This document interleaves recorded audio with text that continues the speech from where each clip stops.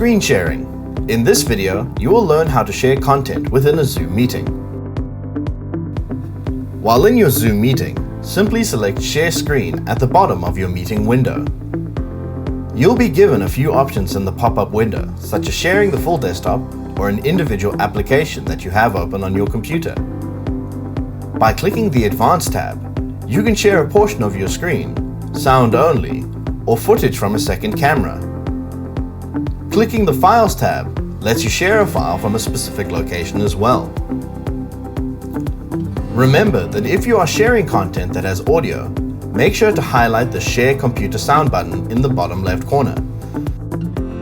This is to ensure the participants can hear the audio while sharing. Once you have chosen what you want to share, click the Share tab. While screen sharing, you can pause your sharing and you can share new content. You can also make use of the annotation tool to highlight areas, draw,